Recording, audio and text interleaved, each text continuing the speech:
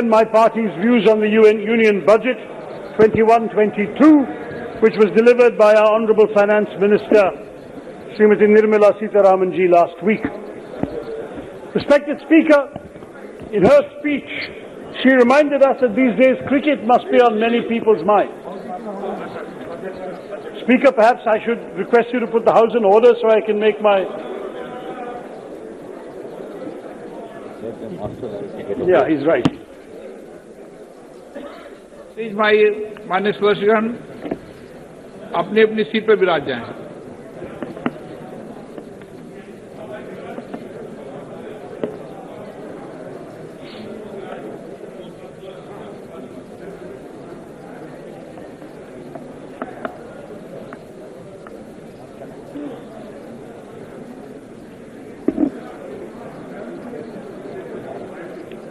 माननीय सदस्यगण प्लीज माननीय सदस्यगण प्लीज माननीय सदस्यगण please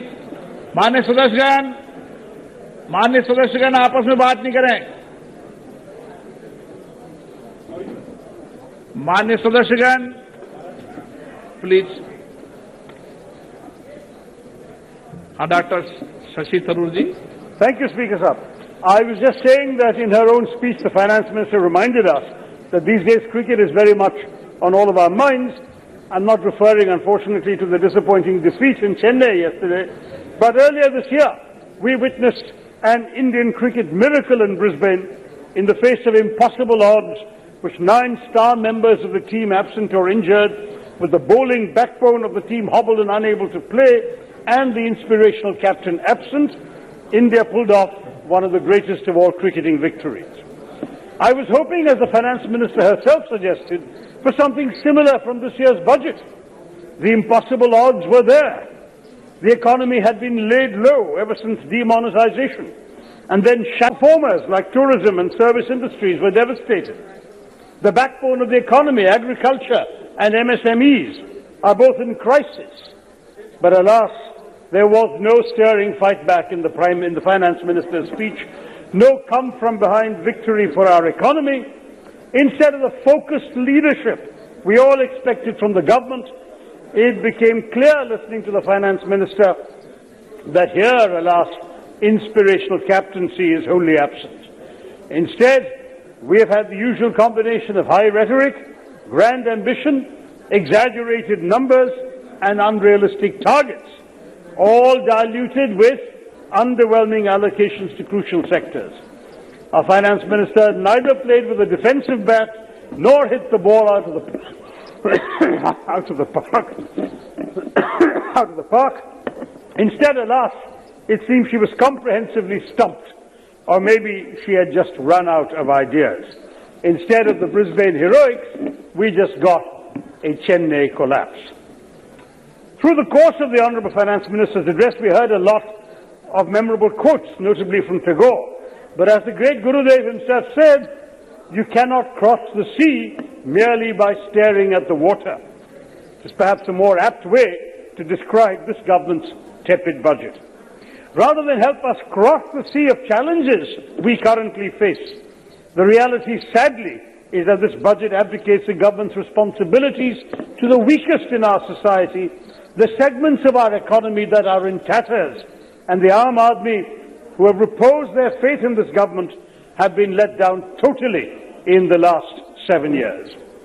I could spend hours explaining why this is so, but given the limited time available to my party, let me stick to a few examples, and I'll pick 4 today where the budget has betrayed the most fundamental expectations from the nation: health, fiscal stimulus, defence and agriculture. First, health. Given the unexpected challenges we have collectively faced since last year, which has destroyed both lives and livelihoods, the people of our country expected revolutionary allocations for healthcare. While thanks to the countless sacrifices of our healthcare warriors, our frontline workers, researchers, scientists, doctors, we are now in a position where the light may finally be visible at the end of the tunnel, but the budget has delivered a blow to our hopes of expanding and developing the healthcare ecosystem of our country. Sadly, the government, in its peculiar wisdom, has chosen the path of deception rather than mature governance. We all initially praised the Finance Minister's declaration of a 137% increase in the healthcare budget, which included big-ticket schemes like the Pradhan Mantri Atmanirbhar Swasthya Yojana, Swasthya Bharat Yojana, 64,000 crores, a total outlay of 2,23,000 crores in this budget year compared to 94,000 in the last one, a substantial increase. But when we turn to the annex, as instructed by our own Finance Minister, the deception lying in store was breathtaking. Out of these claimed allocations, 35,000 crores is just a one-time expenditure for the ongoing COVID-19 vaccination program. Another 60,000 crores actually for the Department of Drinking Water and Sanitation. So as a result of this, of the 2,23,846 crores mentioned by the Honourable Finance Minister, the actual allocation to the Department of Health and Family Welfare was only 71,269 crores, which marked not a 137% increase, but a decline of nearly 7,000 crores, or 10.84% decline when compared to the RE estimates for the same financial year. Together, not only are these paltry allocations a reversal of the government's own promise to the nation of increasing healthcare expenditure to 2.5% of our GDP by 2025, but they constitute an unconscionable betrayal of the countless sacrifices of our healthcare and frontline workers at the height of the pandemic. Second, the fiscal stimulus. Our nation suffered, as we know, serious economic hardship thanks to the stringent lockdown. We still remember the misery faced by our most economically vulnerable people. We remember the lakhs of migrant workers heart-rendingly trudging home with parched throats and calloused feet. Yet the government's response then and in this budget has shown no sensitivity to their plight. Given the flailing state of the economy and the unprecedented losses suffered by the majority of this country, we expected a budget that would offer a comprehensive fiscal stimulus to all those affected, to key industries, particularly our MSMEs, the backbone of the economy, and the informal sector. Similarly, we demanded increased government expenditure and at the same time an effort to put money in the hands of the people by boosting employment and livelihood generation. Nothing of the sort has happened. Instead of boosting funding, the government has either bizarrely slashed funds or offered deceptive programs that focus on liquidity rather than direct fiscal support. Let's face it, providing cheaper credit to businesses will be of little value unless consumption demand increases. But demand won't increase until people have money to spend. Yet no real money has been provided and no means of earning money. Funding for key schemes like Manrega, the Mahatma Gandhi National Rural Employment Guarantee Scheme, have been slashed in that scheme by 35%. The same applies for Pradhan Mantri Kaushal Vikas Yojana. Support for key sectors like the MSMEs I mentioned is largely absent. Your so-called support for MSMEs, ma'am, relies on allocations for meaningless exercises like the Guarantee Emergency Credit Line, which is only to provide collateral-free loans to MSME businesses and not direct fiscal support. The fact is that the tourism and hospitality industries have perhaps been the worst affected. They're in crisis, they're near collapse. But your budget, instead of coming to their rescue, has instead simply slashed the overall allocation of funds to this sector by 19%. In fact, if you look at the revised estimates for the year, they've slashed them by 45%. We heard the Finance Minister last week and the Prime Minister today repeatedly invoking Atmanirbhar Bharat. Well, Bharat should be Atmanirbhar, not Bharatvasis. Your Atmanirbharta should not mean that you're telling your own citizens, you're on your own, be self-reliant, the government will do nothing for you. That is not the kind of Atmanirbharta this country needs. Third, defense. The deceptive announcements in healthcare were complemented by a complete inability of this government to walk the talk in matters of national security and defense, especially given the unexpected clashes with China over the course of last year, that no doubt caught our own government by surprise, perhaps given how very much they had hyped the PM's purported rapport with his Chinese counterpart. Instead, we have a government minister helping the Chinese make the case that they are more sinned against than sinning, part of the government's efforts to underplay the crisis after the Prime Minister claimed no territory had been lost. This government has a duty to ensure that our armed forces are safe and well supported, and that they have all the tools and resources they need to keep aggressors at bay, not to pretend that there is no problem when we know there is. I'm shocked that the Honourable Finance Minister did not even mention the word defence in her speech.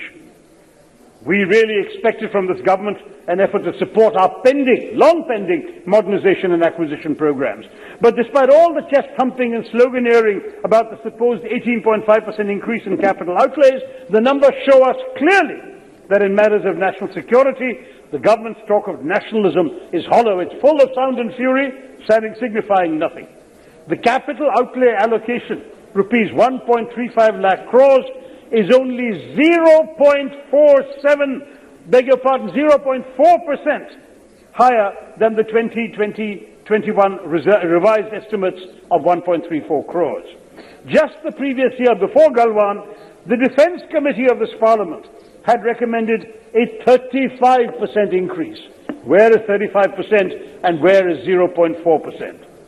Despite all the deafening proclamations by its members, this government, even in the face of such grave threats as we're facing now, has kept the proportion of capital expenditure to the overall defence budget at 25%, far smaller compared to the UPA era, because our government consistently had it at 30 to 32%.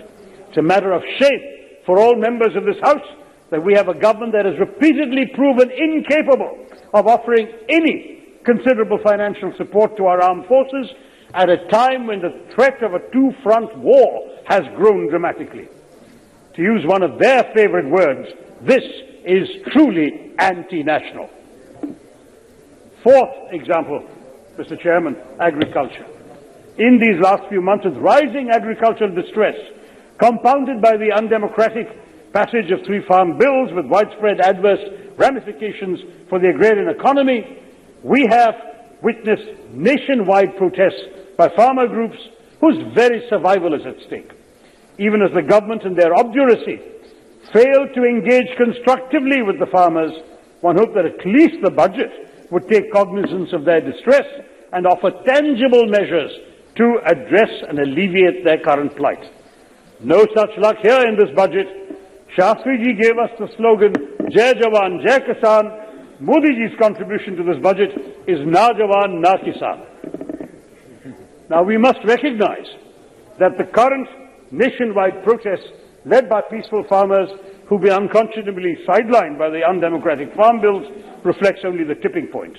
But the rot in the sector has been prevalent for a long time thanks to this government's myopic approach, which continues in the current budget.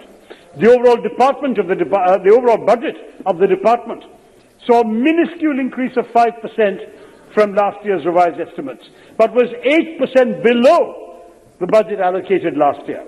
Similarly, despite the government's assurances, the budget does little to assuage the fear of the farmers regarding MSP. The two schemes that ensure MSP, Market Intervention Scheme and Price Support Scheme, and Pradhan Mantri Annadata Aay Sanrakshan Yojana, have witnessed consecutive reductions in the last 2 years, leading to a 20 to 25% cut in this year's budget. I heard the Prime Minister mention MSP. I didn't hear him mention a quarter of the budget for it has been cut. Much was made by this government about the flagship PM Kisan scheme just before the elections, as you may remember. But despite being one of the major direct cash transfer schemes and therefore in direct need of a rise in allocation, the scheme has witnessed a 10,000 crore rupee drop of 13%, in other words, in its allocation. The disbursal amount of 6,000 rupees per farmer under PM Kisan has not been enhanced either, nor has the scheme been extended to tenant farmers, sharecroppers, women farmers, Adivasi farmers, who've all been excluded from this benefit from the start. Instead, no, it's true. Instead, 2,326 crores was transferred to 40 lakh ineligible beneficiaries. This is from the government's own figures. Even the previous head of Aadhaar, said that he received a PM Kisan payment for which he was not entitled. So suit boots are receiving the government's money, but what are the farmers getting? Even worse is the plight of the fishermen. In my own constituency, Mr. Chairman, I've seen them devastated by Cyclone Oki, the floods of 2018 and 2019, and now the pandemic. But this budget has not only denied them any relief, let alone a special relief package. There is nothing in the budget in terms of fiscal support, diesel subsidies, lower GST, nothing. Fishing nets and fishing equipment even they have to buy at the price they paid before the pandemic and before all these calamities. You've given relief to tea garden workers in Assam and Bengal, where you believe the ruling party has a chance. But you've ignored thousands of tea workers in Tamil Nadu and Kerala. And I think we can understand why, but is this fair? Frankly, sir, we are looking at a very sad situation. उच्च वर्ग के गिने चुने कुछ व्यापारी को फायदा है, मुल्क चलाने को बतलाओ, ये भी कोई कायदा है? Anyway, at a time of unprecedented civil, political, economic distress in our country, this government had a great chance to show us that it was willing to bring this country back together. That was precisely what we expected from the union budget, a platform through which this government could actually display a bold vision for reviving the economy and offering much-needed relief to our citizens who have had to face one of the most challenging periods in contemporary history. Instead, our citizens have been left thoroughly disappointed by the government's repeated mediocrity in matters of policy making. This tepid budget ignored the middle class in their hour of need. You have given them extortionate tax increases and fuel prices. Since 2014, the excise duty on petrol has gone up by 348%. On diesel, the excise duty has gone up by 894%. Soon, banks will have to provide not just car loans, but fuel loans, Mr. Chairman, so you can buy fuel for the cars, thanks to the taxes that this government has put up. The truth is, there's been no relief in tax rates for the middle class either. पूंजीपतियों को subsidy मिली, अमीरों को rebate, middle class वालों TV देखो, तुमको मिली है debate. And as for the poor, Mr. Chairman, as for the young, the aspirational, the betrayal is total. I can tell you, I mentioned Manrega earlier, at a time when record numbers of people are seeking work under the scheme, where there has been a 66% increase in work requests under Manrega in December and January, you have slashed on the 1st of February its allocation by 35%. When unemployment levels in the country are at the worst levels ever recorded, how could you do this? How could you do this, Madam Finance Minister, when our young people are looking desperately for work?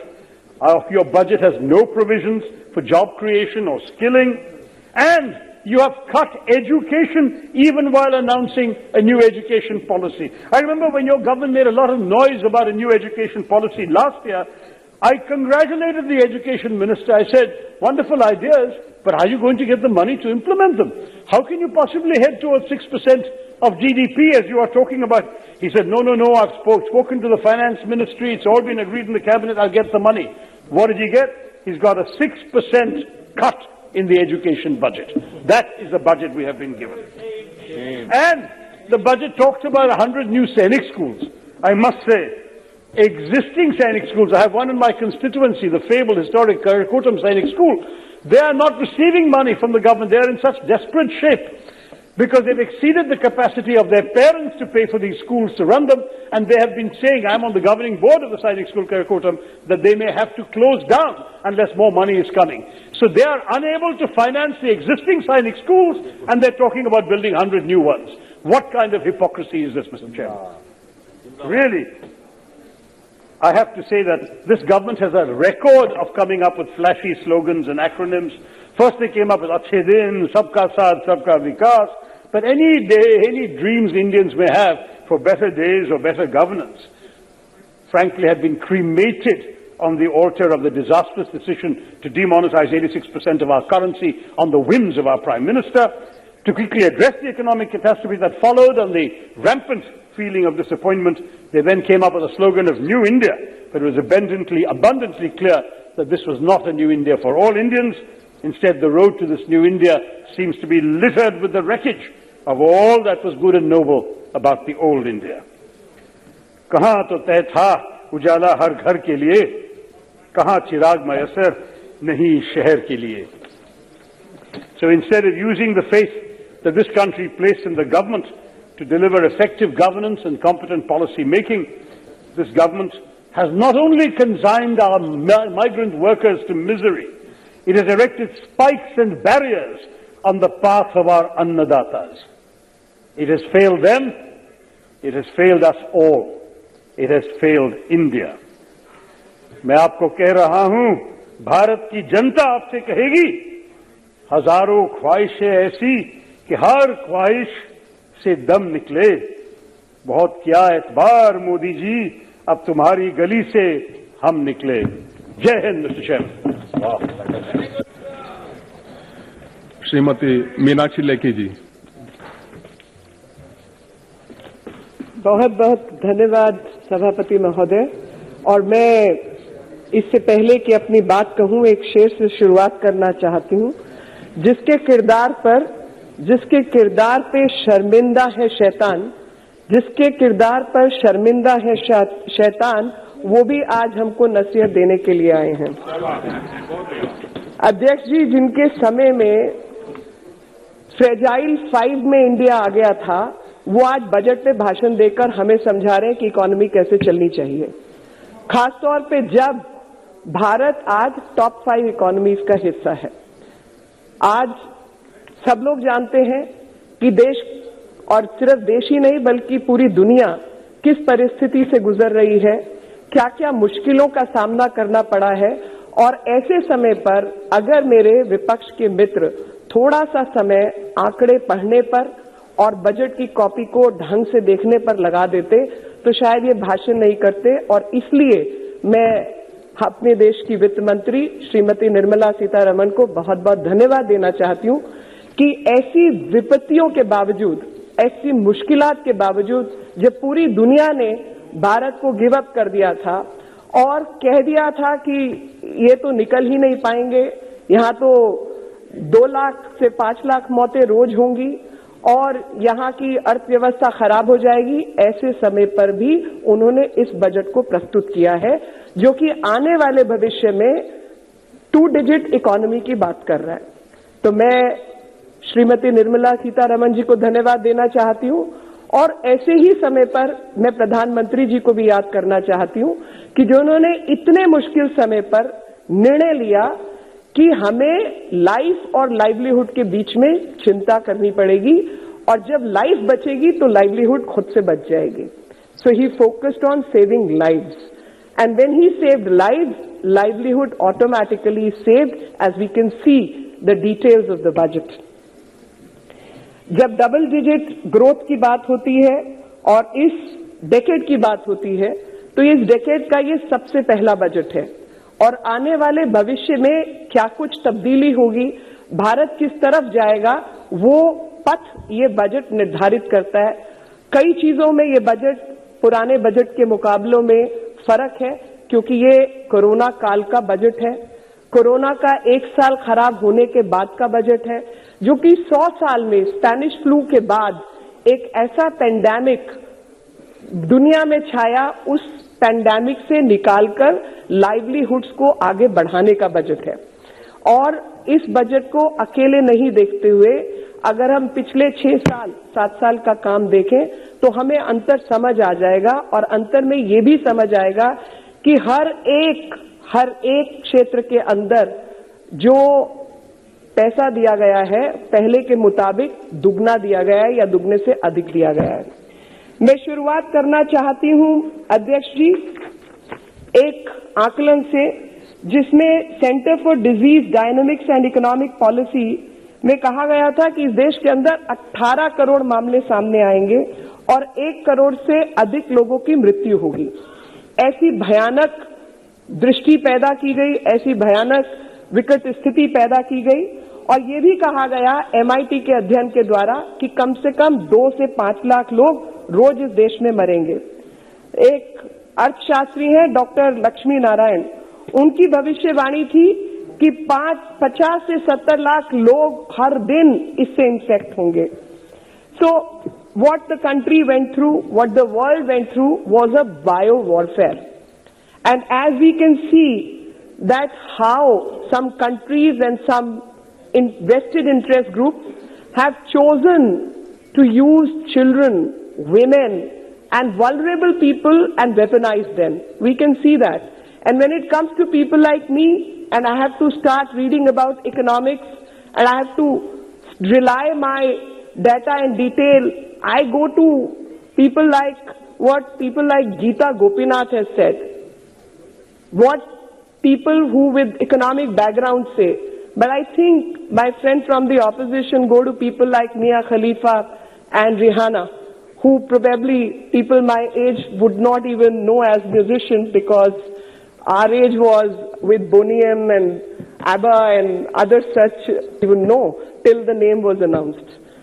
And Mia Khalifa I had never heard of even. I'm sure some of my friends from the opposition can throw some light on.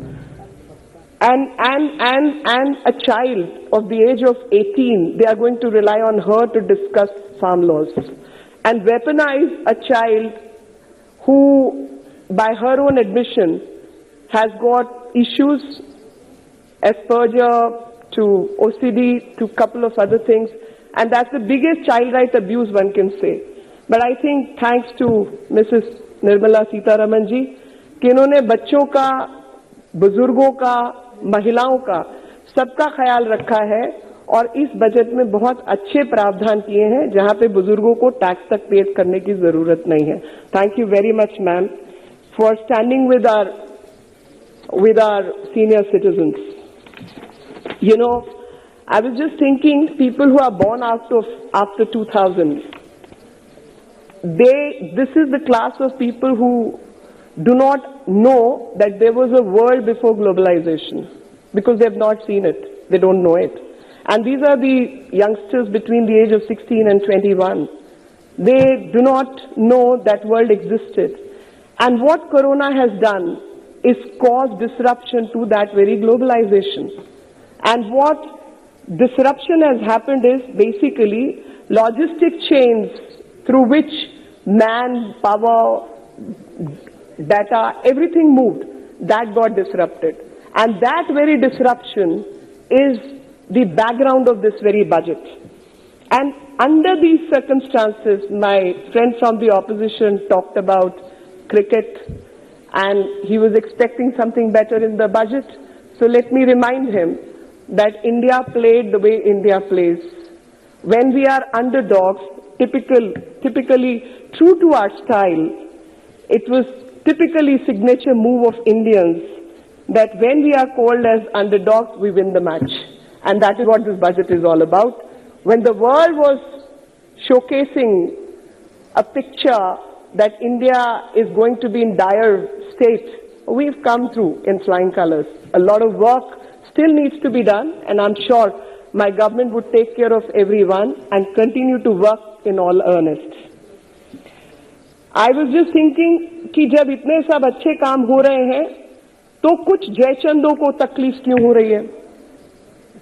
कुछ तो दिक्कत है, mask पहनने से दिक्कत है, lockdown से दिक्कत है, वैक्सीन बनाने से दिक्कत है, देश की जीडीपी बढ़े उससे दिक्कत है, जीएसटी 1,19 करोड़ इकट्ठा हो तो दिक्कत है, महिलाओं बच्चों के कल्याण के लिए काम हो तो दिक्कत है, टेक्सटाइल पार्क बने तो दिक्कत है. और आज प्रधानमंत्री जी ने राष्ट्रपति जी के अभिभाषण पर जो धन्यवाद प्रस्ताव में कहा, और उसमें उन्होंने याद दिलाया एपीजे अब्दुल कलाम जी की बात कि किस प्रकार से गुजरात में जब वो मुख्यमंत्री थे तो उन्होंने एक विजिट की थी और किसानों आदि के साथ रहे थे. तो मैं भी इस बात को याद दिलाना चाहती हूं कि एपीजे कलाम साहब का एक विजन था देश के प्रति, एक सोच थी, एक विचार था, और उस सोच और विचार में उन्होंने कहा था पूरा PURA, providing urban infrastructure and facilities to rural areas. And this is exactly what this government is doing. हमारे इस देश के एक ऐसे राष्ट्रपति जिनको सब लोग हृदय से प्रणाम करते हैं, एक ऐसे देशभक्त जिन्होंने देश के लिए जिए और देश के लिए जब तक रहे काम किया, और ऐसे विचारों से सबको ओतप्रोत किया, उत्साहित किया कि उनकी जो विजन थी पूरा की, आज उसको पूरा करने का काम हमारी सरकार कर रही है। और इसलिए मैंने अपने शीर्ष नेतृत्व प्रधानमंत्री मोदी जी का और निर्मला सीतारमण जी का हृदय से आभार प्रकट करती हूं कि जो आज दुनिया में नहीं है, उनकी दूरदृष्टि और उनका सोच और विचार पर कार्य कर कर आप इस देश को लगातार प्रगति के पथ पर लेकर जा रहे हैं।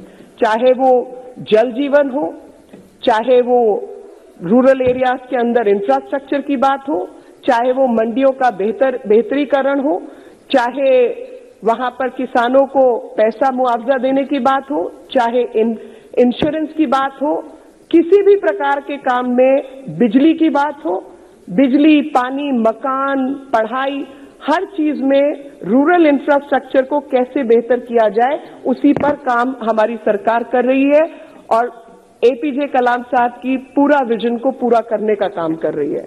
साथ ही मैं याद दिलाना चाहती हूं, wash, WASH, water, sanitation and hygiene. Water, sanitation and hygiene पर अगर काम नहीं हुआ होता तो इस देश के अंदर 10 करोड़ शौचालय बनाने की जरूरत नहीं होती। हमने बनाए हैं क्योंकि इसकी कमी महसूस हुई, और जब तक वॉश जैसी चीज के ऊपर काम नहीं होगा, water and sanitation and hygiene के ऊपर, तो आप महिलाओं की बेहतरी, MMR rate, child mortality rate और किसी भी प्रकार से आप मदद नहीं कर सकते। जब भी आप रूरल इंफ्रास्ट्रक्चर की बात करते हैं तो wash was something which is missing, and I am glad my government has taken this vision forward and worked, and especially I would say Swachh Bharat 1 was all about wash, and now it is time to lay down the foundation for Swachh Bharat 2, and I'm very, very sure we would still achieve our targets, and this time the focus happens to be Jal Jeevan Mission, and focuses that every household should get drinking water supply and tap water supply. Now can you imagine 70 plus years of Azadi and households don't have water? These households did not have gas connection, clean fuel. These households, now if government is working on providing gas to all the women in rural infrastructure and helping them with clean energy, तब भी दिक्कत है, तब भी परेशानी है. Having better urban infrastructure and providing gas through piped gas connections, then also you have a problem. And this is what this government is all about. And some of my friends from the opposition raised the question, आम आदमी के लिए क्या किया? ये सब तो अमीर आदमी की जरूरतें हैं शायद. अमीर आदमी को चाहिए होता है टॉयलेट, गरीब को तो टॉयलेट चाहिए नहीं. पीने के पानी की जरूरत सिर्फ अमीर आदमी की है, गरीब आदमी की तो है नहीं. यही कारण था कि इनके समय के अंदर गरीब के पास बैंक का खाता भी नहीं था. 70 साल की आजादी के बाद इस देश के अंदर मात्र 12.5 करोड़ खाते थे, और उन 12.5 करोड़ खातों में कुछ हमारे जैसे लोगों के भी होंगे कि एक एक परिवार के अंदर 4-4, 5-5 खाते होंगे. और अगर आप इस कैलकुलेशन को करें तो जब 2014 में सरकार आई तो आपको 40 करोड़ खाते खोलने की जरूरत ही नहीं पड़ती. अगर और 40 करोड़ खाते खोलने का मतलब समझिए, to be able to connect with formal economy, to get the benefits of banking sector, and to get the benefit of banking sector, suit boot के लोगों के लिए काम कौन कर रहा था बताइए जनाब, डेटा और डिटेल के साथ बताइए. क्योंकि 12 करोड़ खाते आपके जमाने में थे, तो जो धोती कुर्ता पजामा पहन के घूमते थे उनके लिए तो खाते ही नहीं थे. और खाते छोड़िए, बैंक के अंदर आना ही वर्जित था उनके लिए. वो बैंक के अंदर घुसकर पैसा नहीं ले सकते थे. आज की सरकार वेंडर से लेकर किसान तक और महिलाओं के खाते में पैसा डालने का काम कर रही है, और डिजिटल इकोनॉमी की तरफ देश को बढ़ा के लेके जा रही है. ये अमीरों के चोचले नहीं है, ये गरीबों के लिए काम हो रहा है. और सही मायने में ये सरकार गरीब किसान, मजदूर और मजबूर को समर्पित है, जो कि इनके बजट ने दिखाया है। अध्यक्ष जी, अगर पूरे बजट का हम एनालिसिस भी करें, और कुछ लोग अभी भाषण में नहीं, बजट के भाषण में नहीं, लेकिन अक्सर राष्ट्रपति जी के भाषण में माइनॉरिटी की बात करते रहते हैं। और कल ही की बात मैं सुन रही थी परसों अपने मित्र को, तो उन्होंने कहा कि जुमलेबाज हैं, जुमलेबाजों की सरकार है। तो मैं इनसे पूछना चाहती हूँ कि जुमलेबाज कौन है? वो लोग जिन्होंने माइनॉरिटी को केवल अपीजमेंट के लिए इस्तेमाल किया, एक वोट बैंक के लिए इस्तेमाल किया। उनके समय के अंदर चाहे तो, और एक महिला मित्र थी जिन्होंने शाहीन बाग का जिक्र किया कि प्रधानमंत्री जी और सरकार को शाहीन बाग की महिलाओं की चिंता नहीं है। जनाब, आपको चिंता थी, आप तो वेस्ट बंगाल चलाते थे, वहां पर बड़ी भारी मुस्लिम मेजॉरिटी है, आपने शरिया कानून क्यों नहीं हटाया? आपको समझ नहीं आया कि ट्रिपल तलाक हटना चाहिए? और जब ट्रिपल तलाक नहीं हटाया तो आप बात करते हैं मुस्लिम महिलाओं के अधिकारों की, आप बात करते हैं माइनॉरिटी के लोगों को बराबर लाने के अधिकार की। सोशल डेवलपमेंट, विकास क्या होता है? वो विकास तुष्टीकरण की राजनीति से कभी नहीं हो सकता। How progress of a country or development in a country needs to take place, it cannot take place by appeasing certain sections. Decisions have to be made, and sometimes tough decisions also have to be made. And we can see that in 2014 and before, the Minority Affairs Ministry only had a budget of 3,500 crore. And today, this budget has gone up to 4,810 crore, and this is how minorities need to be taken care of. And this is what this government has shown. पूरे के पूरे कुनबे को, और मैं कुनबा मतलब एक family के अधिकार क्षेत्र की बात कर रही हूं, देश के विकास से ही दिक्कत है। They have a problem with development. अगर ऐसा नहीं होता तो सारे के सारे किसानों की जमीन हरियाणा में खत्म नहीं हो गई होती। और हरियाणा में किसानों की जमीन का क्या हुआ, वो हरियाणा का किसान बहुत अच्छे से समझाएगा। वहां पे भाई, भतीजा, जीजा सब जमीन हड़प कर गए, और उसका नतीजा भी हम सब ने देखा है, किस तरीके से सिर्फ कुछ कैपिटलिस्ट लोगों को फायदा होता था। क्योंकि क्रोनी कैपिटलिज्म का जो नारा देते हैं, उन्होंने ठीक यही हरकतें अपने समय में की हैं। क्रोनी कैपिटलिज्म में सिर्फ जान पहचान के जो कैपिटलिस्ट हैं उनको ही फायदा पहुंचाना है।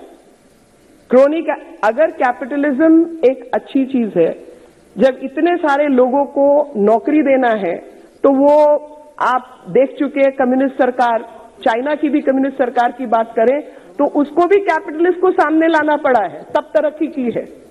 अगर आप उनकी भी अर्थव्यवस्था को समझे तो आपको पता चलेगा कि उनको भी अलीबाबा जैसे कैपिटलिस्ट को पैदा करना पड़ा अपनी अर्थव्यवस्था चलाने के लिए, भले ही झूठा मगर करना पड़ा।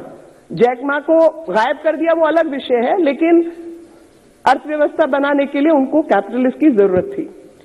और ऐसे में जब भारतीय कैपिटलिस्ट अपनी कैपिटल का इस्तेमाल भारत के अंदर भारत की बेहतरी के लिए खड़ा होता है, तो आप किसके साथ खड़े हुए दिखते हैं? मैं यहां किसी कैपिटलिस्ट को डिफेंड करने के लिए नहीं खड़ी हूं।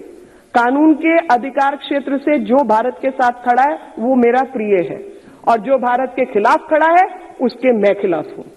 आप समझिए, जब हुवावी की बात होती है, जब 5G की बात होती है, एक व्यक्ति या एक कैपिटलिस्ट खड़ा होता है चैलेंज करने के लिए इस वर्चस्व को, ये कहने के लिए कि 5G हम लेके आएंगे, हम पैसा लगाएंगे, हम इस देश के अंदर 5G लगाएंगे। नतीजा, चाइना एक टैप वाटर बॉटल जो मैन्युफैक्चरर है, 2 दिन के अंदर उसको एशिया का सबसे अमीर आदमी घोषित कर देता है। अगर कोई क्वालकॉम के साथ तय करता है कि वेफर चिप हम बनाएंगे, क्योंकि भारत को वेफर चिप, माइक्रोचिप की जरूरत है आत्मनिर्भर भारत बनाने के लिए, किसी ने रोका है? यहां तो ये जो पार्लियामेंट है इसका कॉन्ट्रैक्ट टाटा को गया है, यहां इन्फोसिस को भी फायदा हुआ है, यहां विप्रो को भी फायदा हुआ है, यहां पर हमारे जो उद्योगपति हैं वो स्मार्ट बॉम्ब भी बनाते हैं, ड्रोन्स भी बनाते हैं, जहाज भी बना रहे हैं। ये तो खुशी की बात है भारतीयों के लिए। इसमें दिक्कत किस बात की है? क्योंकि जीजा मौसी चाचा को काम नहीं मिल रहा, ये दिक्कत है क्या? आप समझिए इस बजट ने क्या किया है। इस बजट ने उन सभी लोगों को मौका दिया है जो भारत की परिस्थिति को बदलना चाहते हैं, भारत की अर्थव्यवस्था को बदलना चाहते हैं।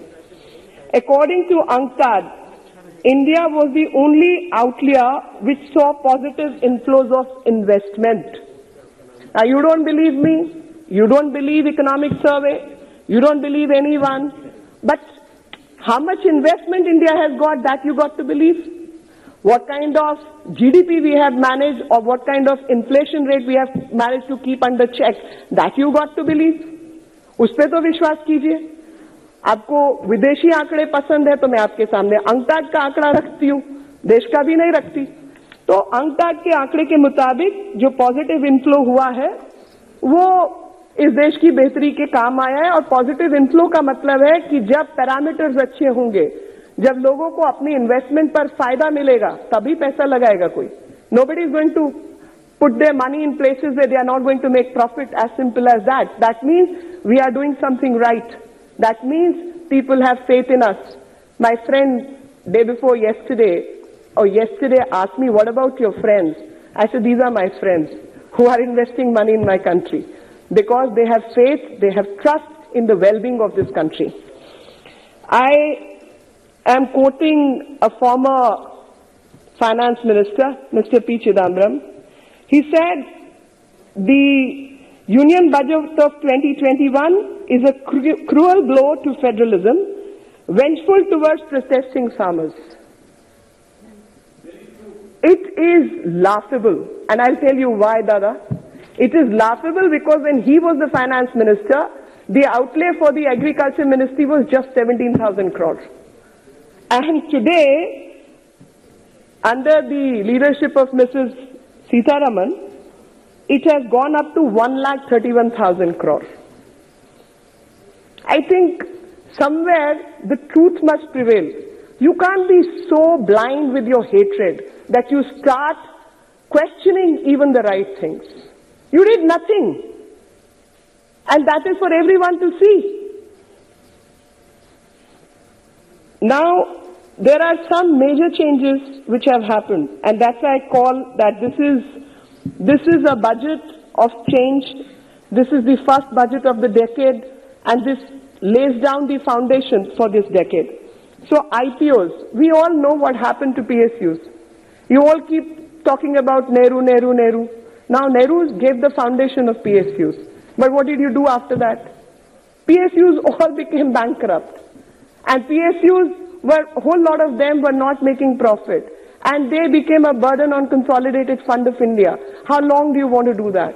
Do you want to experiment with it in some way? Do you want to keep alive a dead matter? You've got to change. You've got to introduce more life. You've got to build some changes. And one of the changes get IPOs. Now, if IPOs are taken out by so many other private companies, and please don't disturb. Please don't disturb. When you have the opportunity, say what you have to say. Listen, I don't want to react to leftists who have no clue of how economy works. And that's why you have shrunk in your numbers. Please address Chair. So basically, to make Atmanirbhar Bharat, PSUs need to be redrafted, redone. And that change, some which are not making profit, they need to be handled in a different way. Some with public money need to be brought into life. Some need to be shut down. So there's going to be a segregated policies. It cannot be paint everything with black brush. You have to do things right. And depending on the nuance, you have to handle it in a nuanced way. And that is what this government is trying to do. And you're questioning even that, and you have a problem with that. Now, obviously, if something has become a white elephant, you got to deal with it in that manner. Now, I feel there was bad management and also aggressive trade unionism, which destroyed a whole lot of our industry. And Dada is sitting here, so I will say, 5,800 factories were shut down in Bengal. Dada, 5,000, and you would agree with that, 5,800 factories have been shut down because of trade unionism, my friends from the left, in Bengal, and they have been in power, God knows, 15 years, and in those 15 years, I have a direct question: how many factories have you brought to life in your time? Tell me, what have you done with MSME? See, the fact is, when it comes to MSME sector, when it comes to state PSUs, when it comes to management, there is a chronic problem, and that chronic problem needs to be resolved. One way or the other, you have to just get ahead, and that getting ahead is what this budget is providing. And I want to tell Dada, you'll get your chance. You're the next speaker. So I would say a very simple question.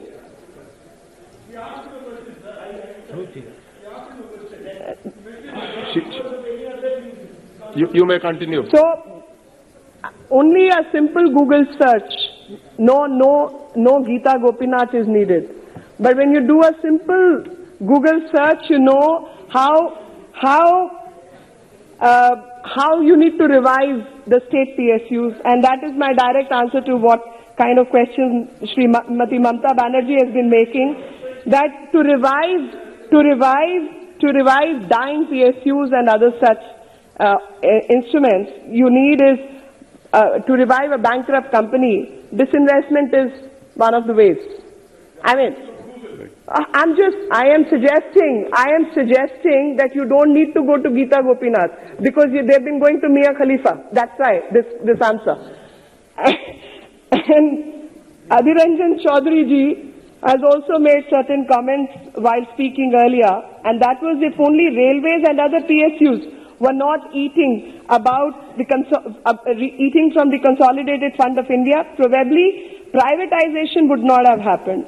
So PM has also given that example. We've all seen those examples, that where milk cooperatives, fisheries and other things were kept out of these kind of laws, they have done well.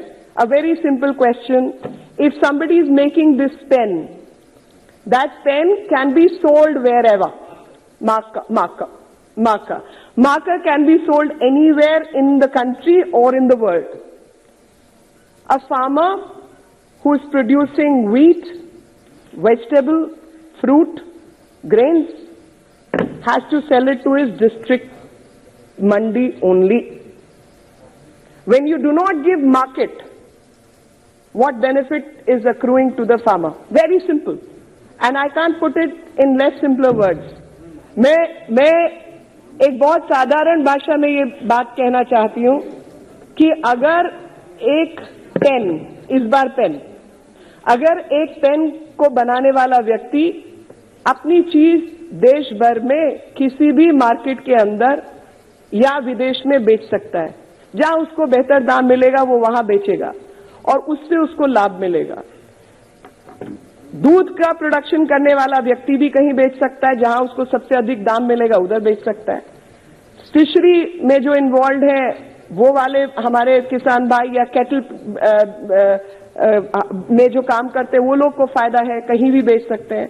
तो जो किसान टमाटर, आलू, प्याज, गेहूं लगाता है वो केवल अपने डिस्ट्रिक्ट की मंडी में बेचेगा। किसी भी घटिया से घटिया दाम पे बेचने पे उसको मजबूर किया जाएगा, तो इसमें किसान का क्या फायदा है? और ये साधारण भाषा में ये 3 नियम जो बदले गए हैं वो किसान को केवल एक मौका दे रहे हैं कि वो देश भर में, दुनिया में जहां उसको उसकी फसल के लिए बेहतर दाम मिले उधर जाके बेच दे, और डिस्ट्रिक्ट में बेचना चाहते तो डिस्ट्रिक्ट में बेचे, कोई दिक्कत नहीं है। आप मुझे बताइए कि ऐसी चीज के लिए भी लगातार दिक्कतें पैदा करना ये शोभा देता है क्या? और फिर अपने आप को देशभक्त कहना। एक चीज में 2009 के जब यूपीए की सरकार थी और बजट बना था, तो तब सेंसेक्स पहली बार -5.83% पर गया था, -5.83, कभी ऐसा नहीं हुआ। और इस बार जो सेंसस है वो 581% पे गया है। ये फर्क है। और आप कहते हैं इस बजट में कुछ है ही नहीं। अगर इस बजट में स्वीकार्यता नहीं होती, इस बजट में मार्केट फोर्सेस को फायदा नहीं होता, तो ये कभी भी नहीं होता। एक छोटी सी चीज और आपको बताना चाहती हूँ, जहां आम जन की बात होती है, तो जो बजट है department of drinking water and sanitation का 2019, अब मैं 13-14 की तो बात ही नहीं कर रही, 2019 में 18,000 करोड़ के आसपास पैसा था, 2020-21 में 21,000 करोड़ है, और आज 60,000 करोड़ इसमें प्रपोज किया गया। अब ड्रिंकिंग वाटर और सैनिटेशन आम आदमी के लिए नहीं है तो मुझे नहीं मालूम, क्योंकि जो साहब लोग हैं उनको तो पहले भी ये सुविधा उपलब्ध थी। तो ये तो आम जन के लिए ही हुआ ना, जिन्होंने 75 साल, 72 साल, 70 साल के अंदर वो सुविधा नहीं पहुंचाई। जल जीवन मिशन के अंदर 2019 और 20 के अंदर 10,000 करोड़ था, जो 2020-21 में बढ़ाकर 11,500 करोड़ किया गया, और अब 21-22 का जो प्रपोजल है वो 50,000 करोड़ का प्रपोजल है। धन्यवाद निर्मला जी कि एक आमजन गरीब व्यक्ति, जिसको वो कहते हैं पीने को पानी तो सबको ही चाहिए, कई बार कुछ को चुल्लू भर पानी में डूबने को भी चाहिए होता है, मगर पानी तो सबको चाहिए ही चाहिए। ऐसी हालत में नहीं समझ आया 6.5 crore rural household, 6.5 crore rural household, ग्रामीण क्षेत्र के जो घर हैं उनको 34% जो है देश में, उनको घर में पीने का पानी मिल जाए और कुएं पे जाना और पानी के लिए रोज दौड़ना पड़े, वो नौबत ना आए। तो स्पीड और स्केल से जो काम किया जा रहा है वो आप सबके सामने है। और इसमें सबसे बड़ी जो बात है कि जो सफाई की व्यवस्था है, sanitation, they have made gram panchayats as equivalent to municipal bodies, which is a big change. That you don't need a municipality, the gram panchayat itself is going to look after it. And for that, the 15th Finance Commission toward grants of PRIs, and where water and sanitation, a grant of rupees 30,375 crore has been given. Water Department itself has got 17,000 crore. अब आप किसी भी sector में देख लीजिए, any sector, आपको दिखेगा कि बजट की जो रकम है उसको दुगना किया गया है इनके समय से अब के समय तक। The big bull, and again I am quoting someone you like, the big bull of the street, Rakesh Jhunjhunwala said 10 out of 10 for the budget. He said the budget is growth oriented and it is laying the ground for India to get double-digit growth. The budget has conveyed much more than what we are understanding. We have a realistic budget for a resurgent and rejuvenated India. Budget 2021 indicates that Indian government will be bold. India will overtake China in next 25 years. And coming to being bold, I would say this budget is the budget which is indicative that aspirational India is not going to be stalled no matter what the forces are. और पहले स्तंभ में जो है बात शुरू की थी कोविड और पेंडेमिक के दौरान क्या क्या दुनिया में हुआ, उसी बात को आगे बढ़ाते हुए मैं फिर कहूंगी कि हमारी सरकार प्रतिबद्ध है इस देश के स्वास्थ्य के लिए, और जो कि कोविड के दौरान भी दिखाया कि किस तरीके से इंफ्रास्ट्रक्चर को बढ़ाने का प्रयास किया गया, और सिर्फ कुछ एम्स या कुछ सुपर स्पेशलिटी हॉस्पिटल्स के द्वारा नहीं, बल्कि डिस्ट्रिक्ट हॉस्पिटल्स का इंफ्रास्ट्रक्चर कैसे बेटर हो उसके लिए भी काम किया गया। और जो मेजर डिफरेंस है वो नेशनल फैमिली हेल्थ सर्वे द्वारा, आयुष्मान भारत योजना द्वारा भी दिखाई देता है। और उसमें मैं आपको बताना चाहती हूँ कि असम, बिहार, सिक्किम ऐसे राज्य हैं जिन्होंने अधिकतर जो है इसको लागू किया, आयुष्मान भारत योजना को। दिल्ली, बंगाल ऐसे राज्य जिन्होंने लागू नहीं किया। तो 50 करोड़ लोगों को, गरीब से गरीब जनता को, हर घर को इंश्योरेंस मिले, स्वास्थ्य लाभ मिले, इसकी परियोजना की गई। तो आप देखेंगे कि 12% के आसपास कुछ लाभ वेस्ट बंगाल में है। मैं वही बताती हूँ ना आपको आंकड़ा सुनना पड़ेगा। और हेल्थ और वेलनेस सेक्टर के अंदर 137 जो है % का इंक्रीज है। We saw a fall of 14% in its under 5 mortality. जहां पे इसको लागू किया गया वहां पे 14%, जहां पे लागू नहीं किया गया वहां 14% लाभ मिला, और जहां लागू किया गया वहां पे मोर्टालिटी रेट के अंदर 19% का फर्क आया। और इसी से साबित होता है कि कुछ लोग अपनी राजनीति के लिए ऐसे षड्यंत्रों का हिस्सा बन जाते हैं कि अपने ही नागरिक को लाभ ना मिले उस पर काम करना शुरू कर देते हैं, ऐसी राजनीति पे भी काम करना शुरू कर देते हैं। The budget increase No, this is now some other conspiracy, not just New Delhi, and we can see that. I'm glad you read the book.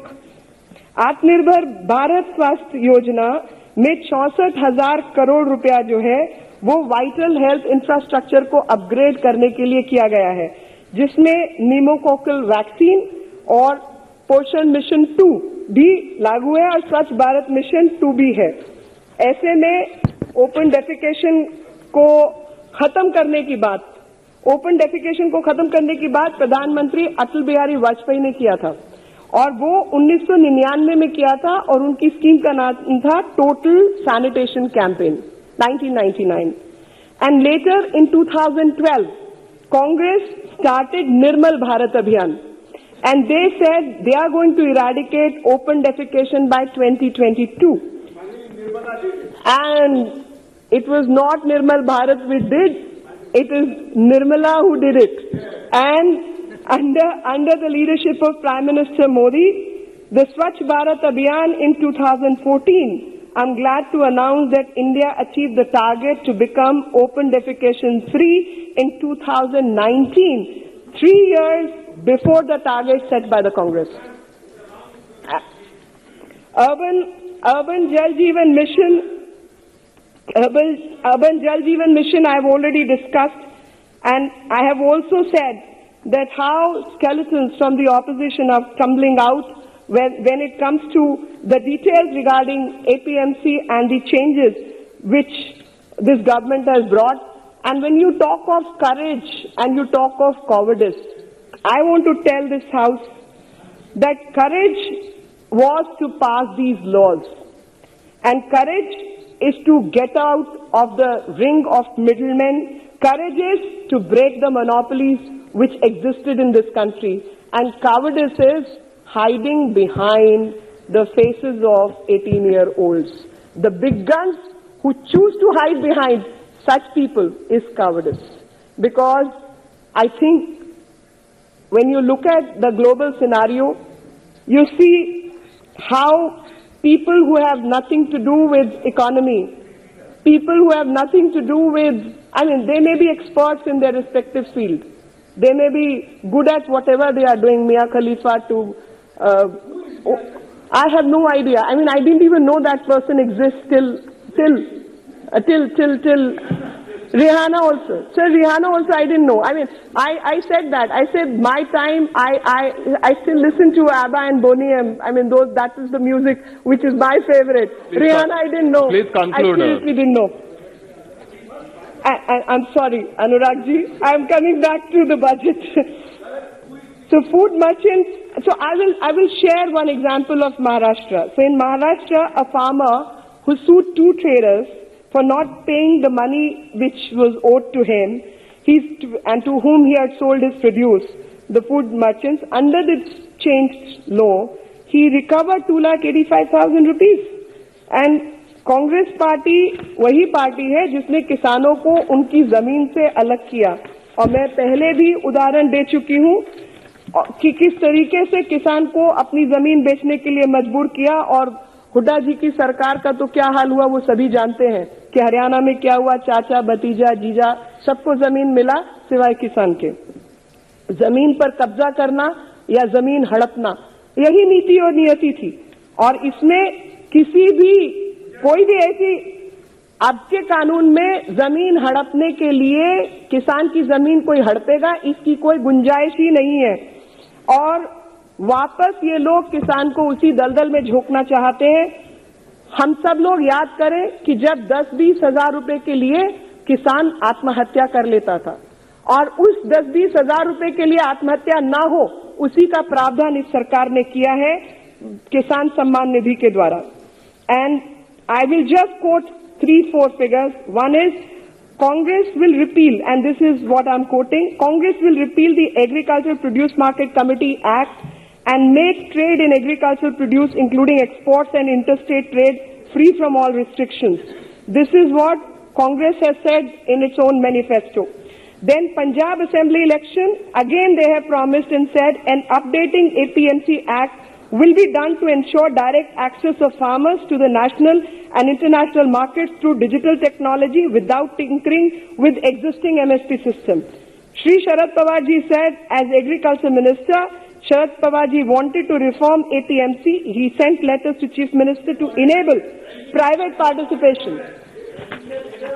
Yes. So the fact is, repeatedly one has to say these things to remind that this is what you are faced with. This is how much you can stoop to lie and to confuse the people. And that is, I have to go on repeating these facts.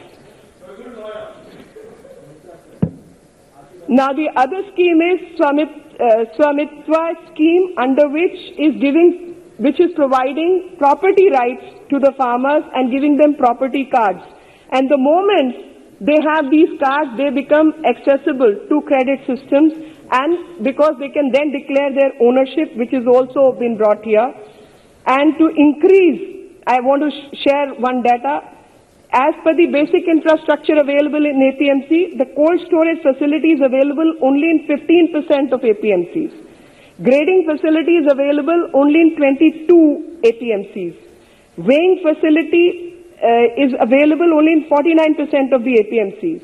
So therefore, to improve the infrastructure of APMCs, the government is providing finance to Agricultural Infrastructure Fund, whereas the credit which is available, the Rural Infrastructure Development Fund, the Micro Irrigation Fund, all these will act together to benefit the farmer. अभी छोटे कारोबारी की बात करते हैं, तो छोटे कारोबारी में मैं याद दिलाना चाहती हूं कि जिनके समय पर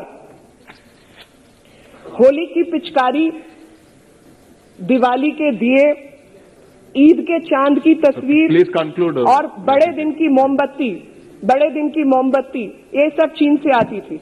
And they are teaching us how MSME needs to work. Even agarbatti was coming from outside the country. And that is the kind of policy they had made. Now, whether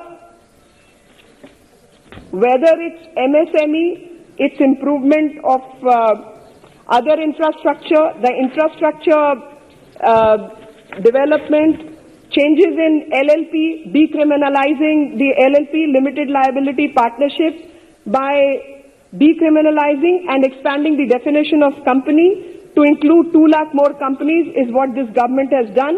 And I remind the House that this is the kind of deep work which this country needed, and it has been done. And to protect our local manufacturing, various import duties and other kind of interventions have been made.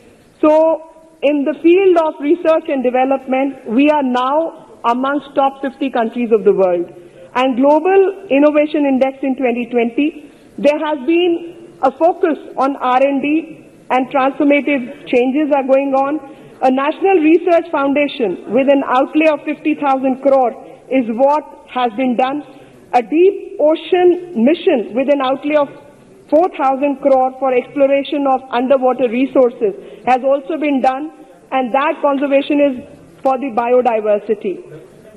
I will not repeat all the kind of things through direct benefit transfer, Garib Kalyan Yojana, etc. has been done, but I do want to take you to the railway budget, where capital expenditure on railways has been the highest possible, and in that National infrastructure pipeline has been consisting of 7,400 infrastructure projects in December 2019. 3,21,389 crore rupees has been allocated for infrastructure, starting with highways, railways and urban infrastructure. 10 lakh. So, when it comes to the budget has provided 1 lakh crore for capital expenditure for railways alone, and it has also announced 3 new dedicated freight corridor projects apart from the DFCs under construction.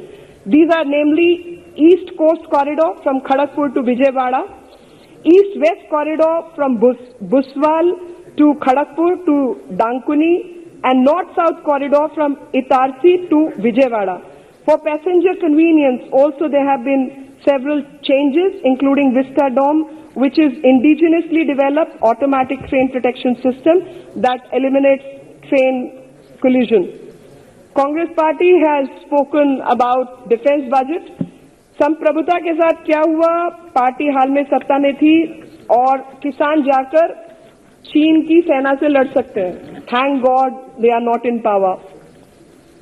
There is an 18.75% increase in the capital expenditure of defense in the current budget, and this is the highest ever outlay for capital expenditure in last 15 years, and this is excluding the pension. Thank you, Lekhi. Please conclude. I will do that.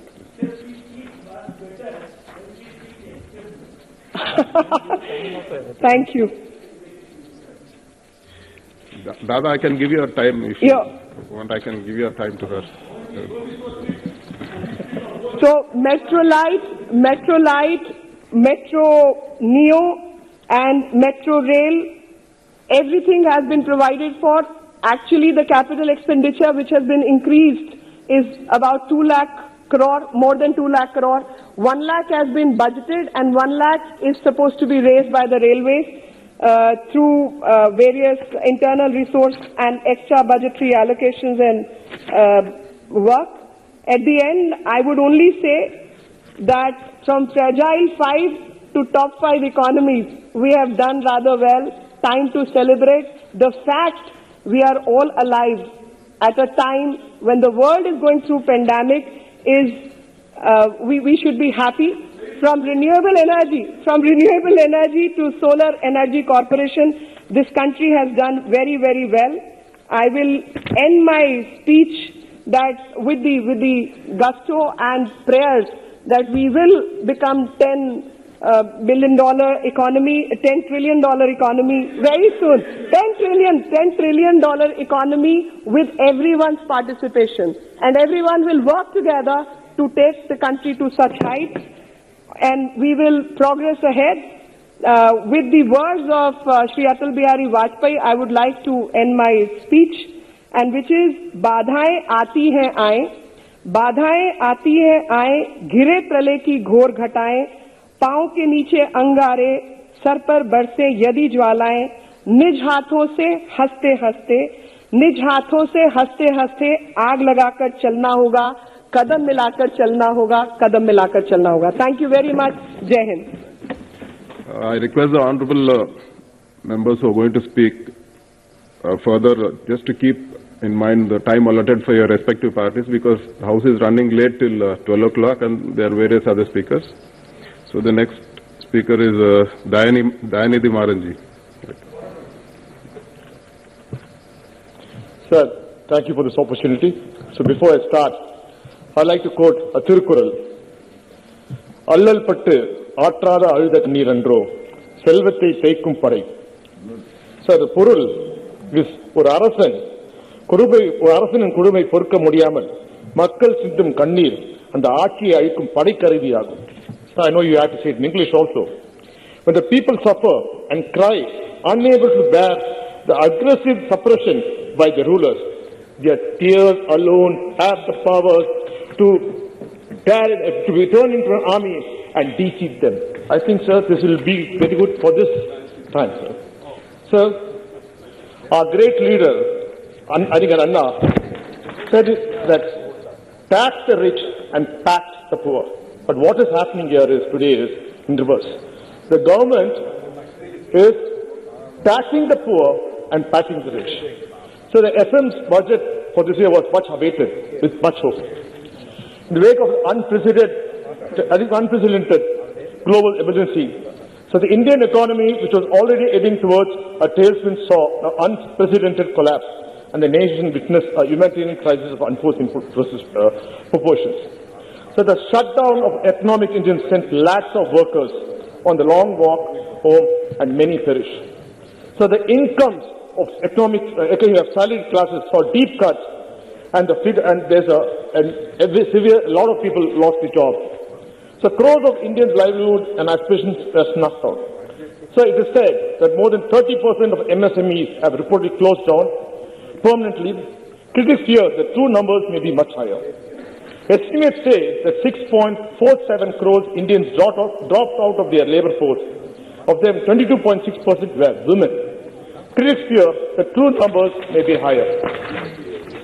So in such grim circumstances, the nation was waiting for a revival package that give us a shot in the arm.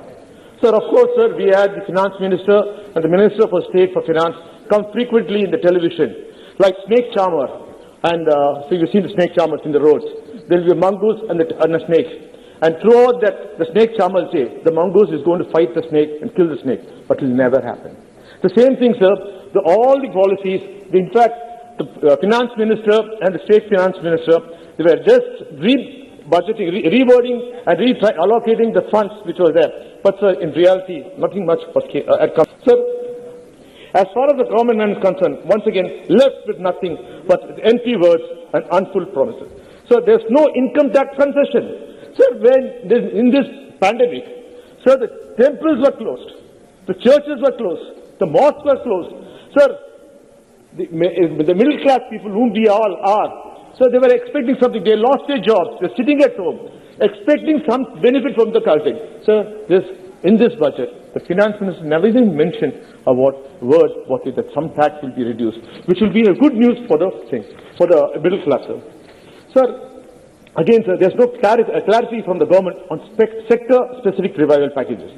I don't think so. I feel, sir, they think one size fits all, and they can just announce it. Sir, look at the aviation, tourism and hospitality industry.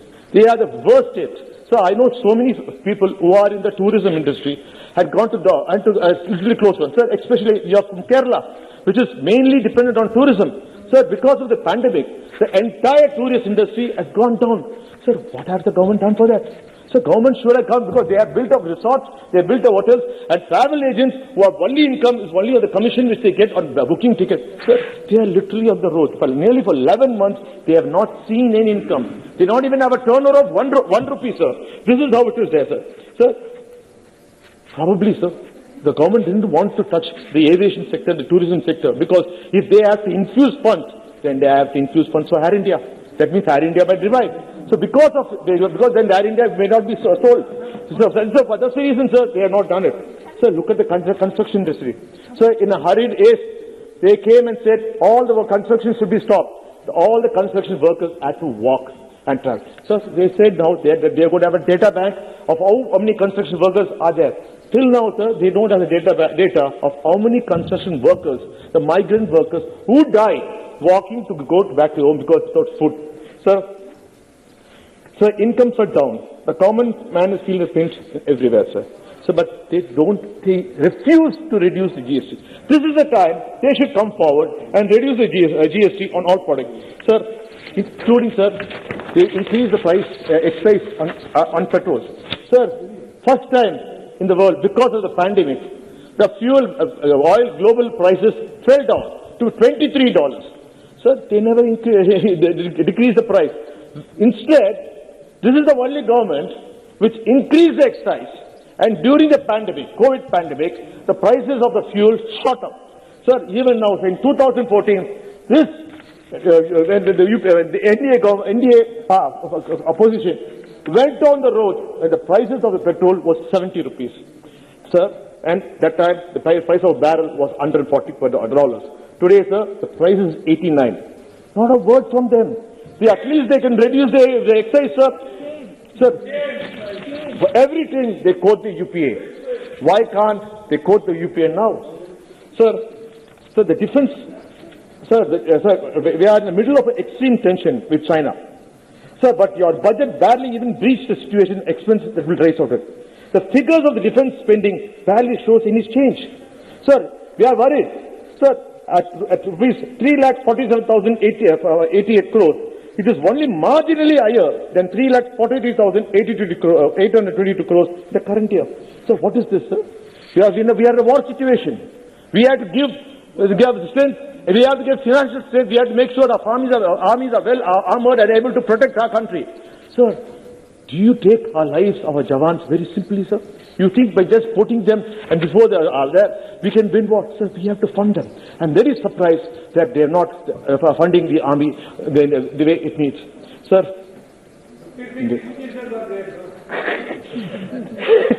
sir, the budget allocation for Department of Agriculture and Farmers Welfare has been slashed by 8.5% in 21-22. The flagship PM Kisan scheme meant to provide income to support farmers has a 13% drop in the budget, 10,000 crore lower than last year's initial allocation. You keep claiming that you will double the farmers' income. How do you propose to do this? What is stopping you from implementing the recommendation of MS Swaminathan's report? You have sir, to top it all, the farmers are already suffering. You have increased the cess on diesel, which is the farmers' defense, sir. Sir, I should say, sir, with all due respect, when yesterday I saw our Honorable Prime Minister speak at the farewell speech for Ghulam Nabi Azad. Sir, Ghulam Nabi Azad is the leader of opposition, belonging to the opposition Congress party. Sir, the PM did shed a tear, sir. I saw a lot of compassion, because we never thought the PM had compassion. Sorry, sir, no. Sir, why can't you have the same compassion, Mr. Prime Minister, towards the farmers? It's going to be 3 months. It's going to be 90 days. The farmers are suffering. Swachh Bharat is out there. They are defecating the open. Sir, why can't the Prime Minister? We need that Prime Minister. Can we see that Prime Minister? I want Mr. Modi, our Prime Minister, to have the same compassion he showed for the opposition leader, Ghulam Nabi Azad, in Rajya Sabha, to just go down to the Delhi borders, meet the farmers, and resolve the issue, sir. Sir, again, sir, you have touched the health expenditure sector of the budget as a game changer. So they call the health budget as a game changer. For the very first time, they have proudly claimed the health budget is increased 137% from 94,452 crores to 2,23,843 crores in the next year. Sir, the devil is in the details. Let's go and add up. You have simply add up the one-time cost of vaccination program, which is 35,000 crores. Funds allocated for drinking water and sanitation program and the Finance Commission grant for the states for water and sanitation and health, that is around 49,240 crores to your actual estimate of 2021-22. The real estimate for 21-22 is only a little below 75,000 crores. If you take away all these other funds, which is lesser, sir, technically, sir, which is the health funds they allocate to the health sector is lesser than, sir, what they allocated earlier, previous year, which was 82,445 crores. You have provided 35,000 crores for vaccines. Who are these companies? They are benefiting from your spending. Have you used any of the government infrastructure to help to produce a thing? Sir, I request the Honorable Finance Minister to come up with a forensic audit of these companies, because we need to know the government, nearly 35,000 crores are going for these companies. This doesn't have any backdoor entries to any political party, sir. This is a humble request, sir. Sir, at the same time, I would like to ask you, sir. Sir, competition is good. Sir, Pfizer came to India, sir. All these two vaccines are not given the full sample test. They are not done their procedures properly, sir. And the efficacy is only 75%. Pfizer came, sir. Pfizer was threatened. That's what the papers report. They went back. Why can't they have multiple vaccines? Anyway, we are not, Indian government is not manufacturing the vaccine. We are only good. Why can't we have Moderna, which has got 90%, 95% efficacy, which will be good for us. So more companies coming to India, we can end this pandemic very fast, sir. Sir, at the same time, I also have a question, and I have a doubt. When you are focusing so much on the corona pandemic vaccine, please ensure that you do not, the regular programs do not get a backseat, and the most important, our children do not get the proper vaccination on this. Sir, again, sir, when you're talking about the vaccine, I like to say, sir, there's a discomfort. People are not truly trusting the vaccine. There's a little bit. Sir, because of the efficacy, sir, to prove that the vaccine is good, sir, in US, the President-elect Biden and Vice President Kamala Harris have taken a shot in public. Sir, similarly, in UK, the Queen Elizabeth and Prince Philip took the vaccines. Sir, PM Modi's good friend, Israeli Prime Minister Benjamin Netanyahu, took the vaccine, sir. Sir, Indonesian President Joko Widodo took the vaccine, sir. Sir, in India, on the other hand, one BJP member, Haryana Health Minister, Anij Vij, took a trial vaccine but tested positive for corona barely 2 weeks after, sir. Sir.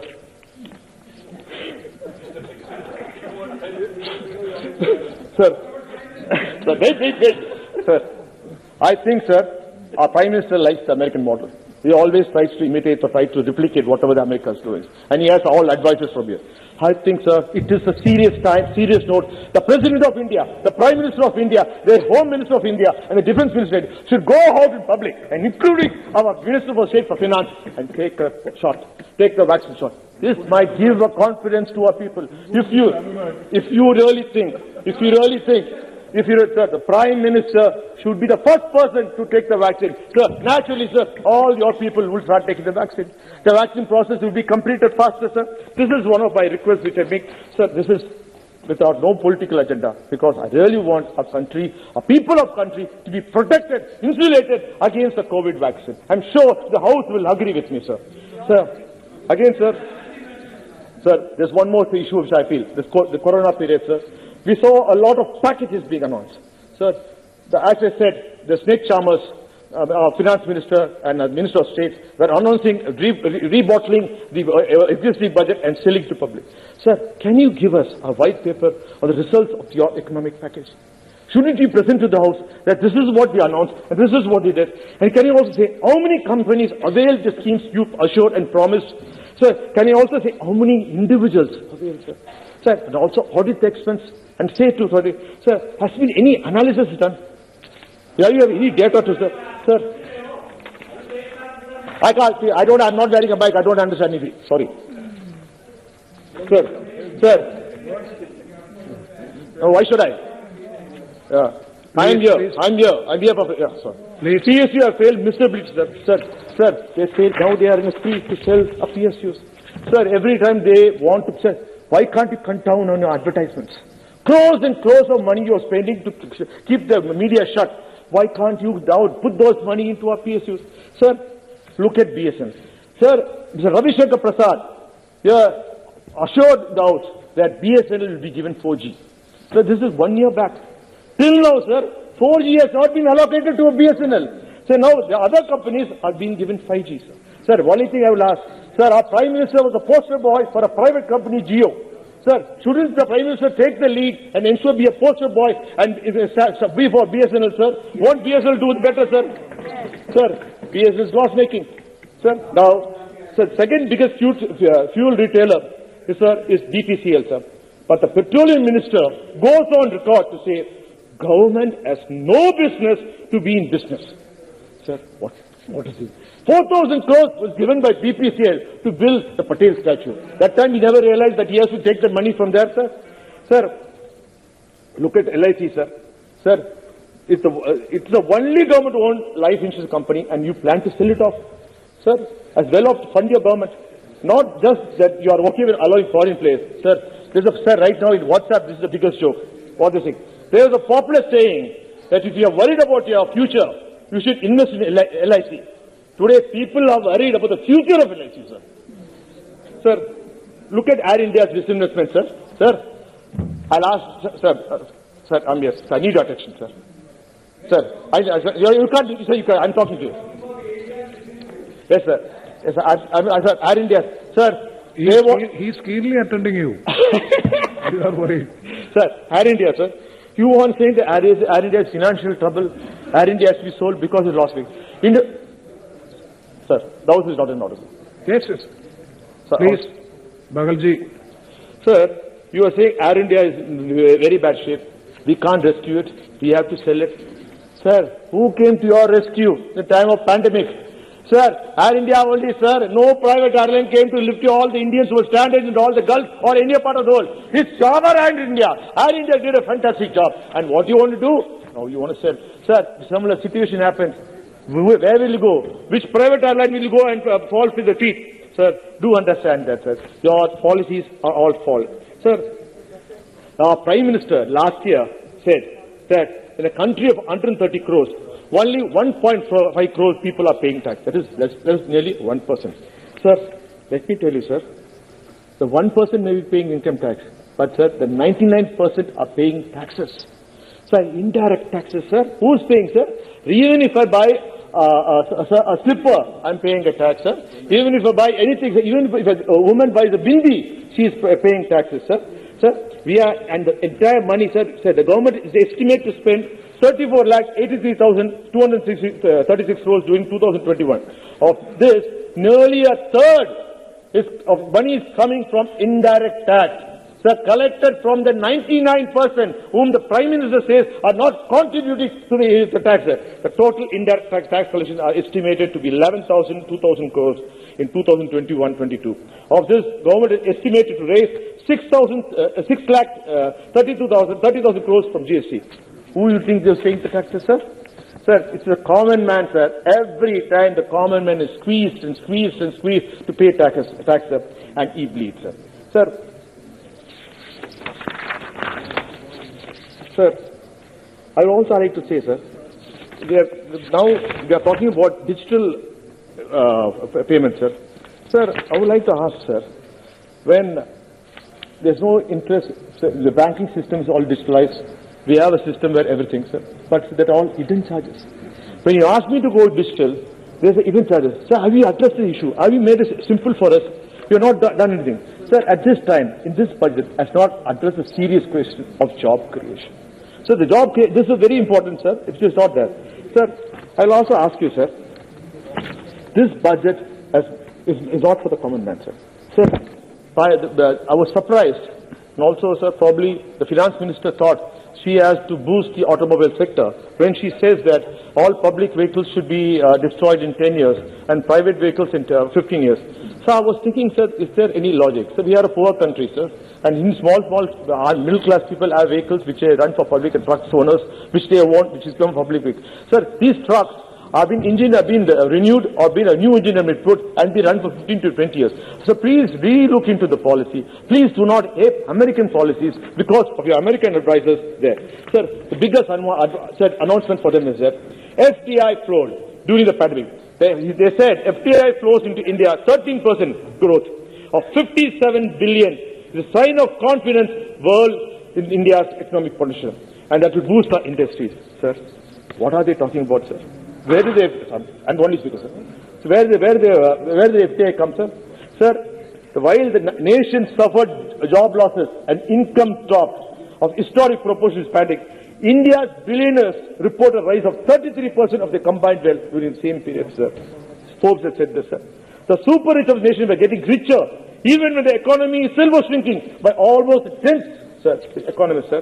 Sir, while millions of Indians lost their jobs into poverty, the fortune of the country's two richest, sir, Adani, sir, whose rich falls from ports to coals to airports, mines to food, his personal wealth grew more than double to some $32 billion, sir.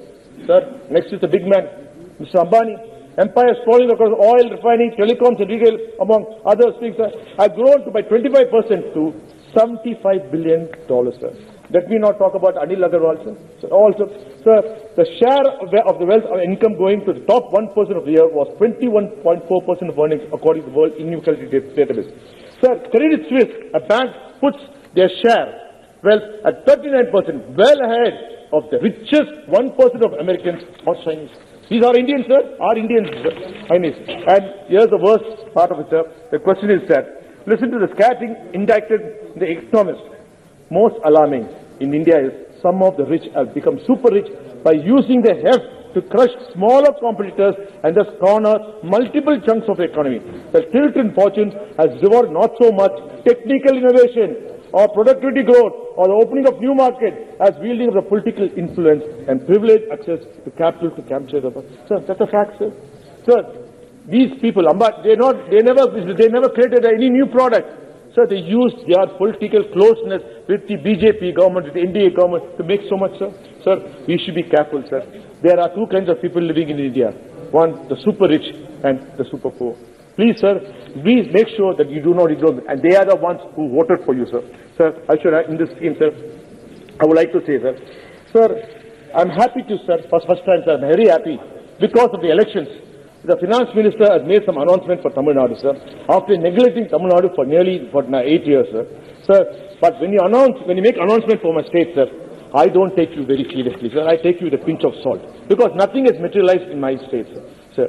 Sir, how can we believe that when you promised 3,500 kilometers of roads in Tamil Nadu? Look at your old promise, sir. AIMS was supposed to come in Tamil Nadu, Madurai. Yeah, inauguration happened. Till now, sir, there's not a stone put there, sir. This is only a PR stunt, sir. Sir, you say special capital investment to 5 lakhs to 5 to, sir. This is very important, sir. Sir, finance minister says that the government is going to spend money on capital expense. And they're going to spend 5,54,236 crores on capital expenditure. But what do? You take away 7,900 crores of our MP last schemes. How can you micromanage? What do you know? What by constitutive way? You want to build a 20,000 crore parliament and a house for the Prime Minister and the Vice President of India. But you don't want to build a toilet in my constituency? All your BJP MPs are asking the same question. Sir, is this the time for a new parliament MP, Prime Minister's house? Sir, yes. I have a couple of things I have to say. Please, sir. I'm concluding, sir. Please. Sir, the railway, sir. Sir, there's an elephant gate bridge in Tamil Nadu, sir, which is in my constituency, which is connecting North Chennai versus Central Chennai, sir. From 2016, they have been closed and the construction work has been. It's been 5 years, sir. Till, sir, in 2019, I myself personally went and had a witness. We started the work, sir. Work is going snail speed. Sir, please, I request the railway ministry to look into it, sir, and do something about it. And similarly, sir, there's a long demand from our train for Jodhpur from Central Chennai to Rajasthan for every day, sir. Sir, this is a basic concern of Rajasthani people, sir. And during the election, sir, BJP comes with all the Hindi-speaking people to canvass for votes. But after they canvass for votes, they never did anything, sir. But I'm the MP, I think we should do it, sir. I think we should do it. Sir, I should say, sir, in this, sir, before I conclude, concluding remarks. Three points. No point. Sir, right now, sir, condition of Tamil Nadu, sir. Tamil Nadu GDP has fallen by 38% over the last 9 years because the current ADMK rules, sir. Dropping from 13.12% in 2010-11 to 8.03. Sir, the per capita income rate of Tamil Nadu shrunk by 40% the last decade, reducing to 12.9%. Sir, under ADMK, sir, each citizen is supposed to pay nearly 5,000 annually towards interest payments and loans taken by the state government, sir. Sir, my leader, M.K. Stalin, has time and again reminded the central government, sir, to look into issues and make sure, sir, I'm just concluding, sir. Yes, please, sir. Sir, one finds hard to believe. I would like to ask the BJP government, the India government, straight on your face. You say you are against corruption. You say you are anti-corruption. But who's your partner? The AIDMK is the worst corrupt government in the country. Sir, there's a person, sir. Let's not go past. No, you can reply. Former minister. Sir. Yes, minister. Rather than giving anything to the BSNL, they have exchanges at their residence. So we know who has done what in the past. Yes. The country knows that. Country will know that. In May we'll tell you what people of the world think. Sir, during the demonetization, sir, one person named who close to the please. So person will teach them a lesson.